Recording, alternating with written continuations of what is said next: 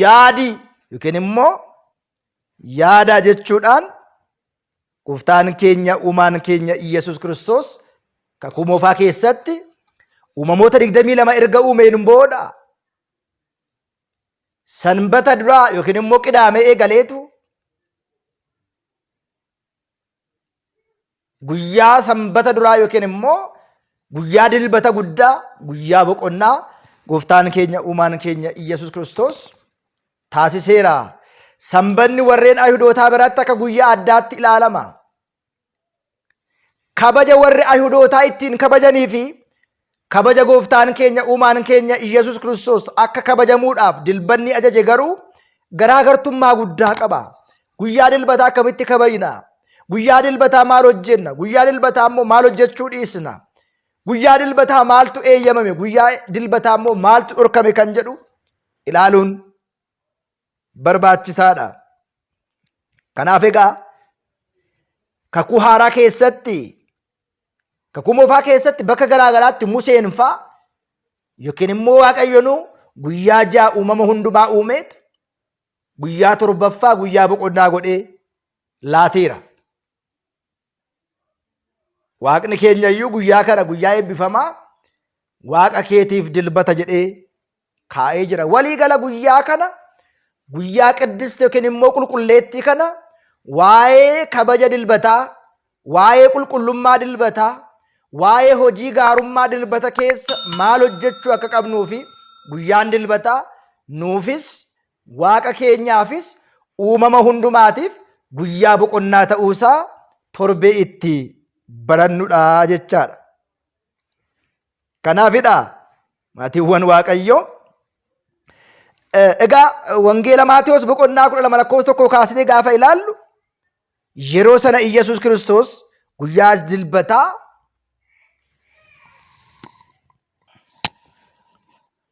dilbataa kana duuka bu'oonni kee wantoota hin eeyyamamne kana raawwatu jechuudhaan waqtii tokko wangeela Maatewos boqonnaa 12 lakkoofsa 1 kaasnee gaafa ilaallu lakkoofsa 1 kaasnee gaafa ilaallu ni agarra. Keessumaati warreen Fariisotaa guyyaa dilbataa homtuu hojjetamuu hin qabu, nyaannis dhugaatiinis hojiin foonii kamillee hojjetamuu hin qabu jedhanii warra seera cimsan yookiin immoo waga axbaaqota warra jedhaman keessaati Fariisonni yeroo tokko waqtii tokko guyyaa dilbataa duuka bu'oonni Waaqayyoo isheetii cabsataniitu isheetii giddu darbaa jiru fudhatanii nyaatanii jedha. Warri Fariisotaa akkas jechuun himatan, yaa Gooftaa, barattoonni kee waan hin eeyyamamne, waan dhorkaa ta'e, waan seera keenyarra hin jirre hojjetanii, isaanis guyyaa dilbataa eeyyama kan hin taane, eeyyamamaa kan hin taane, waan hin eeyyamamne kana hojjetanii jechuudhaan yeroo isaan himatan jira. Gooftaan keenya akkasittiin jedhe, ilmi namaa gooftaa dilbataati. Isin keessaatii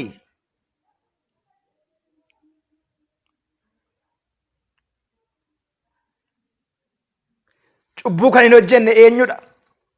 Ilmi namaa garuu gooftaa dilbataati jechuudhaan gooftaan keenya uumaan keenya Iyyasuus Kiristoos kakuu haaraa keessatti al 60 ol waa'ee qulqulleetti dilbataa yookiin immoo waa'ee qulqulleetti qiddistii kan jennee kabajnu kanaati waa'ee qulqullummaa dilbataa guyyaa itti himedha. Wangeela Maatewos boqonnaa 12 lakkoofsa 1 kaasnee gaafa ilaallu Wangeela Maatewos boqonnaa 12 kaasnee gaafa ilaallu waa'ee qulqullummaa dilbataa bal'inaatiin barraaheetu asirratti argina. Yeroo baay'ee yaada Fariisonni gooftaa keenyaaf dhiyeessaniitiif isin keessaatii sangaan boollatti guyyaa dilbataa otoo jalaa kufe, isin keessaatii horiin isaa boolla keessa bu'ee otoo jalaa cabe boollicha keessaa kan hin baasne eenyudha? Ilmi namaa gooftaa dilbataati. Guyyaa dilbataa wanti eeyyamame jira. Guyyaa dilbataa wanti eeyyamamne jira maatiiwwan Waaqayyo. Guyyaa dilbataa wanti eeyyamame gara mana kadhannaa deemuudha. Sirna qulqulleessaa irratti hirmaachuudha. Isa hidhame gaafachuudha. Isa wallole araarsuudha. Isa gadde jajjabeessuudha. Isa beela'e beeluu baasuudha. Isa dheebote dheebuu baasuudha. Guyyaa dilbataa kanarra dabarree yaada foon keenya, jiruu foon keenya hamiidhaan, ejjaan, sagaagalaatiin gara biyya lafaatti deebinee guyyaa dilbataa kana hojii foonii dhuguudhaan, nyaachuudhaan, bashannanuudhaan, akka barbaanne taanuudhaan guyyaa dilbataa ooluu yookiin immoo mana qulqullummaatti dabarsuu malee guyyaa dilbataa lafa ejjaa, lafa sagaagalaa, lafa machi, lafa lolaa, lafa sirbaa, lafatti caatiin qama'amu, lafatti shiishaan aarsamu, lafatti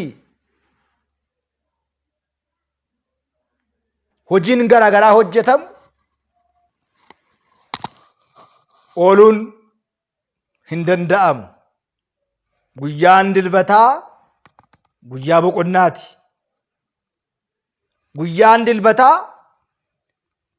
guyyaa hojii gaarii hojjennudha. Guyyaa dilbataa guyyaa hojii eebbaa itti hojjennu malee guyyaa lolaa, guyyaa jibbiinsaa, guyyaa qoqqoodinsaa, guyyaa yaada biraa itti raawwannu miti guyyaan dilbataa. Walumaa galatti guyyaa kana waa'een qulqullummaa Waaqayyoo guyyaa itti himamu, warri Waaqayyoon isaan waame qulqulloota akka ta'an, warri Waaqayyo duukaa bu'an qulqulloota akka ta'an, nutis immoo warri Waaqayyoon amanne jireenya keenyaanis kiristaanummaa keenyaan qulqulloota ta'anii akka deddeebinu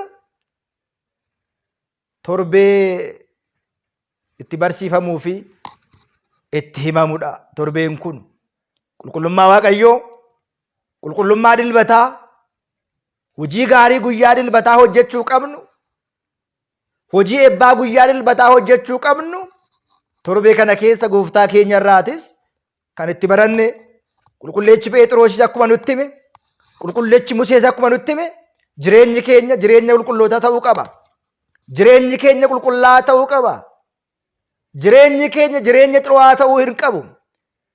Jireenyi namaa kan inni xuraa'u, jireenyi namaa kan inni qulqullummaa dhabu gaafa mana keetti callee waaqessinu, mana keenya keetti Waaqayyoon waaqessuu dhiisne, Waaqayyoon amanuu dhiisne, Waaqa ormaa, Waaqa alagaa, Waaqa tolfee gaafa waaqessinudha. Gaafa gaabbii galuu dhiisnudha. Gaafa waan namaa fudhannudha. Gaafa hannu, gaafa hamannu, gaafa sagaagaludha. Jireenyi namaa qulqullummaan kan inni dhabu. Isa kanaatiif jireenya keenyaatiin jireenya gaabbii qabu.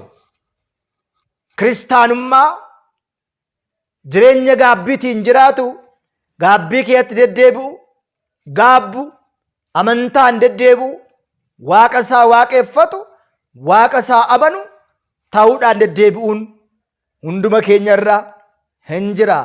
Kan isin waame qulqulluudha. Isinis qulqulloota ta'a. Jireenya keessanis qulqulloota ta'a. Jireenya nuti jiraannu jireenya Waaqayyoon qabu yoo ta'e, jireenyi nuti jiraannu jireenya sodaa Waaqayyoo qabu yoo ta'e, jireenya qulqulluu jiraanna jechaadha. Jireenyi keenya garuu jireenya Waaqayyoon hin qabne yoo ta'e, jireenya sodaa Waaqayyoo hin qabne yoo ta'e, jireenya qulqullina hin qabne, gaabbii hin qabne yoo ta'e, jireenya sodaa Waaqayyoo hin qabne yoo ta'e, jireenya keenya jireenya qulqulluu otoo hin ta'in, jireenyi keenya jireenya xuraawaa ta'a jechuudha. Kanaaf eenyumtuyyuu Waaqayyootiin amanaa, eenyumtuyyuu Waaqayyootiin kabajaa, eenyumtuyyuu Waaqayyo duukaa bu'aa. Namni qulqullummaan hin deebine akka Waaqayyo qulqulluu hin taane duukaa bu'uu hin danda'u.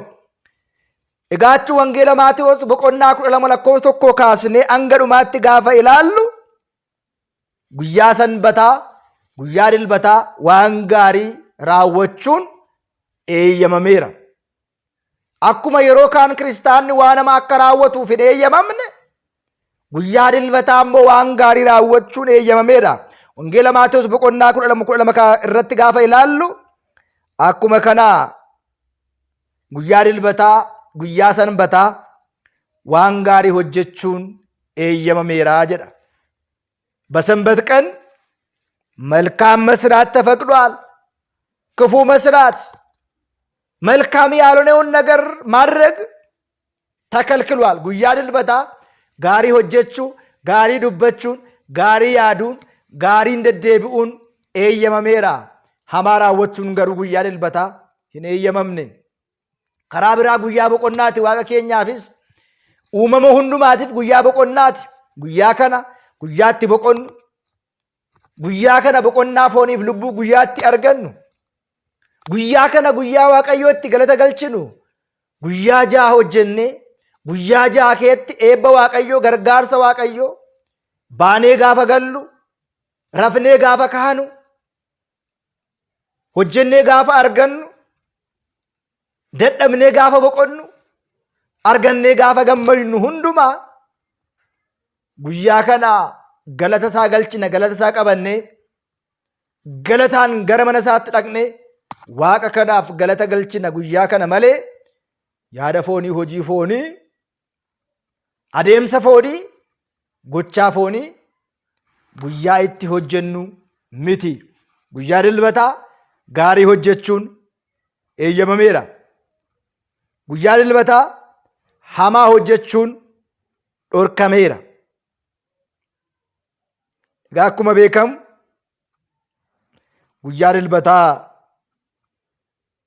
gooftaan keenya immoo qorichi keenya Iyyasuus Kiristoos guyyaa fayyina warri hidhaman itti hiikaman, warri naafni itti diriiran, gooboon itti diriire, jaamaan ijatti argate, duudaan gurri itti baname, du'aan guyyaatti ka'e guyyaa kanadha.